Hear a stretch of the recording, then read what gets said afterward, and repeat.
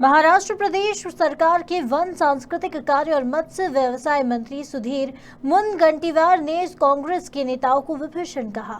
इंदौर में उन्होंने कहा कि हम कांग्रेस के नेताओं को चुराकर भाजपा में नहीं ला रहे हैं, कांग्रेस नेता खुद भाजपा में आ रहे हैं, तो हम इसका क्या कर सकते हैं।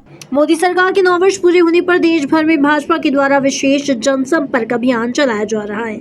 इसी क्रम में केंद्रीय वाणिज्य उद्योग राज्य मंत्री सोम प्रकाश व महाराष्ट्र के कैबिनेट मंत्री सुधीर मुनगंटीवार इंदौर पहुंचे, जहां उन्होंने पत्रकारों से चर्चा करते हुए कोल्हापुर में चल रहे तनाव के लिए राजनीतिक पार्टियों को जिम्मेदार ठहराया, जो कि औरंगजेब के दुष्ट बुद्धि का प्रदर्शन कर रही हैं। तो वहीं कांग्रेस के नेताओं को विभीषण भी कहा। इंदौर में भाजपा कार्यालय पर पत्रकारों से चर्चा करते हुए महाराष्ट्र के कैबिनेट मंत्री सुधीर मुनगंटीवार ने कहा कि विभीषण जब लंका छोड़कर राम के पास आए थे तो राम ने उन्हें नहीं बुलाया था। विभीषण अपने भाई रावण से परेशान होकर स्वयं राम के पास आए, तो इसका आरोप राम पर कैसा।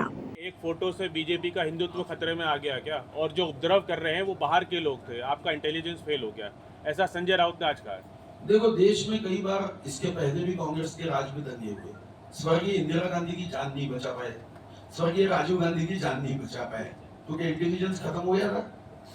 ऐसे प्रश्न नहीं है, क्यों नहीं था? फिर इंटेलिजेंस पूरी तरह से नेस्तनाबूद हुआ था? नहीं। देखो, ऐसा है, ये तो समय समय पे ऐसी कुछ घटनाएं, कुछ लोग ये करते हैं। सीसीटीवी होने के बाद भी तो चोरी होती है, तो इसका मतलब हम सीसीटीवी कंपनियां बंद कर दे, ऐसा तो नहीं होगा। अब यहाँ पे मुझे जो लगता है, जिसके बारे में हमें एक विषय को गंभीरता से देखना चाहिए, कुछ राजनीतिक पार्टियां, इनका ये टूलकिट है, ये षड्यंत्र है। इनको पता है कि विकास के मार्ग पर हम कुछ तक नहीं पहुंच सकते। हमारा जो परिवार है वो बेरोजगार हो गया, इनके लिए इनका परिवार ही देश है, हमारे लिए देश हमारा परिवार है। और ऐसे लोग आज ये औरंगजेब के समर्थकों को आशा का किरण कौन है? कौन है आशा का किरण? संजय राउत जी, ये आशा का किरण है। उनको लगता है कि हमारे बिना पैसे दिए हुए वकील पत्र लेकर कुर्सी का मार्ग ढूंढने वाले कुछ लोग हैं। तो संजय राउत जी क्या कहते हैं, ये जनता थोड़ी कहती है भैया। अभी तो मैं राज्याभिषेक 350वां कर रहा हूँ, लाखों लोगों के मन में जय भवानी जय शिवाजी कहने के बाद चेतना आती है। मैं अभी वागनर का लंदन से लेके आ रहा हूँ, जो कि छत्रपति शिवाजी महाराज और औरंगजेब, इसकी कभी तुलना हो सकती है क्या? छत्रपति शिवाजी महाराज कहते थे कि स्त्री का स्थान हमारे मंदिर में है, और ये 3 दिन बलात्कार कर दो फिर भी कोई कानून आपका टेढ़ा नहीं करेगा, ये औरंगजेब है।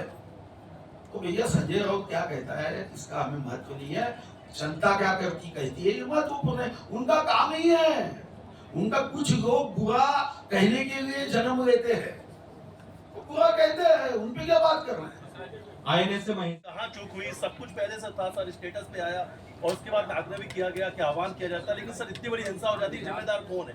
देखो, ऐसा है, ये हिंसा के जिम्मेदार वो राजनीतिक पार्टियां हैं जो औरंगजेब के दुष्ट बुद्धि का उदात्तीकरण अपने कुर्सी सत्ता के वोट बैंक के प्रेम में करते हैं। देखो भैया, अफजल खान हो, औरंगजेब हो, इसको धर्म से नहीं जोड़ना चाहिए।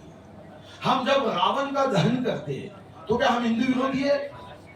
हम कंस के बारे में बुरी बात कहते हैं तो कंस तो हिंदू था, रावण भी हिंदू था, तो क्या हम हिंदू विरोधी है?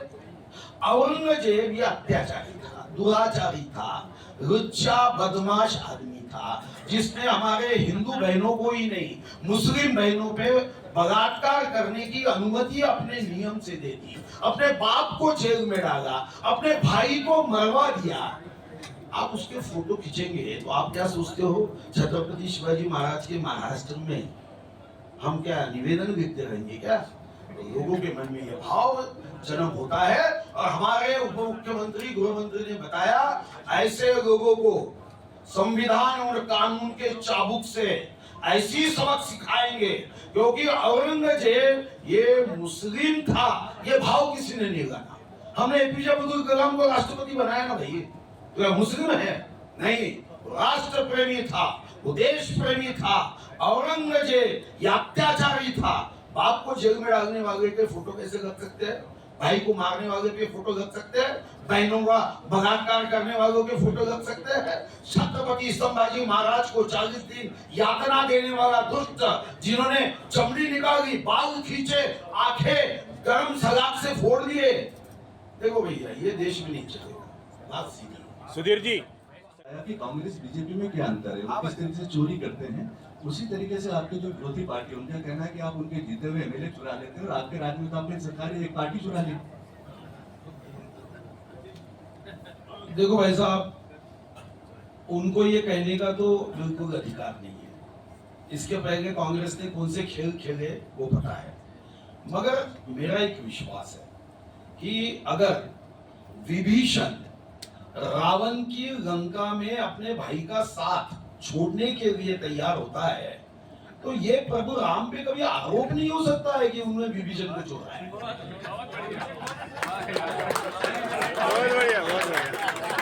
मेरा सभी से आग्रह, आप इंदौर से नीरज बुरासी की रिपोर्ट।